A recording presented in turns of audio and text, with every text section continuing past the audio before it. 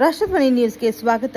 ಹಳ್ಳಿ ಮೈಸೂರು ಸಾರ್ವಜನಿಕ ಆಸ್ಪತ್ರೆ ಹಾಗೂ ಬಸ್ ನಿಲ್ದಾಣಕ್ಕೆ ಸಂಸದ ಶ್ರೇಯಸ್ ಎಂ ಪಾಟೀಲ್ ದಿಢೀರ್ ಭೇಟಿ, ಸಮಸ್ಯೆಗಳ ಪರಿಹಾರಕ್ಕೆ ಸ್ಥಳದಲ್ಲಿಯೇ ಖಡಕ್ ಸೂಚನೆ.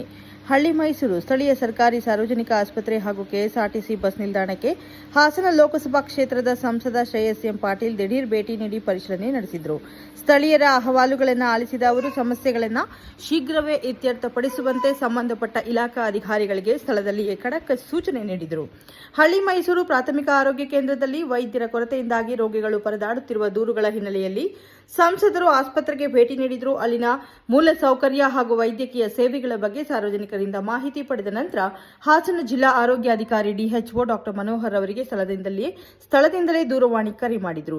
ಆಸ್ಪತ್ರೆಯಲ್ಲಿನ ವೈದ್ಯರ ಕೊರತೆಯನ್ನು ನೀಗಿಸಲು ತಕ್ಷಣವೇ ಹೆಚ್ಚುವರಿ ವೈದ್ಯರನ್ನು ನಿಯೋಜಿಸಬೇಕು, ಹೆರಿಗೆ ವಿಭಾಗಕ್ಕೆ ಪ್ರತ್ಯೇಕ ವೈದ್ಯರನ್ನು ನೇಮಕ ಮಾಡಬೇಕು, ರಾತ್ರಿ ಪಾಳಿಯಲ್ಲಿ ಕರ್ತವ್ಯ ನಿರ್ವಹಿಸಲು ಕಡ್ಡಾಯವಾಗಿ ವೈದ್ಯರು ಹಾಗೂ ಸಿಬ್ಬಂದಿ ಲಭ್ಯವಿರುವಂತೆ ಕ್ರಮ ಕೈಗೊಳ್ಳಬೇಕು ಎಂದು ಅಧಿಕಾರಿಗಳಿಗೆ ಸೂಚಿಸಿದರು.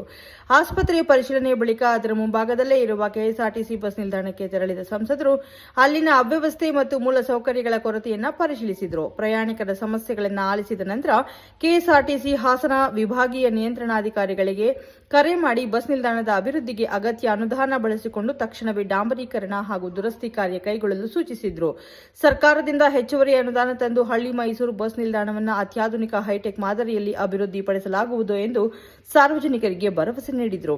ಈ ಸಂದರ್ಭದಲ್ಲಿ ಕಾರ್ಮಿಕ ಘಟಕದ ಅಧ್ಯಕ್ಷ ಮಧು, ಹಿಂದುಳಿದ ವರ್ಗಗಳ ಘಟಕದ ಅಧ್ಯಕ್ಷ ಲೋಕೇಶ್, ಯುವ ಮುಖಂಡ ಪ್ರದೀಪ್ ಕುಮಾರ್, ಕಾಂಗ್ರೆಸ್ ಸೇವಾದಳದ ಅಧ್ಯಕ್ಷ ಭರತ್, ಮುಖಂಡರಾದ ನಿಂಗೇಗೌಡ, ರೇವಣ್ಣ, ವಿನೋ, ಸೋಮಶೇಖರ್, ಕಾಂಗ್ರೆಸ್ ಯುವ ಮುಖಂಡ ಹೇಮಂತ್ ಗೌಡ ಸೇರಿದಂತೆ ಹಲವು ಸ್ಥಳೀಯ ಮುಖಂಡರು ಹಾಗೂ ಸಾರ್ವಜನಿಕರು ಉಪಸ್ಥಿತರಿದ್ದರು. ವರದಿ ಮಂಜು, ಶ್ರವಣೂರು, ಹೊಳೆ ನರಸೀಪುರ. ಕ್ಷಣ ಕ್ಷಣ ಮಾಹಿತಿಗಾಗಿ ವೀಕ್ಷಿಸಿ ರಾಷ್ಟ್ರಧ್ವನಿ ನ್ಯೂಸ್ ಕನ್ನಡ.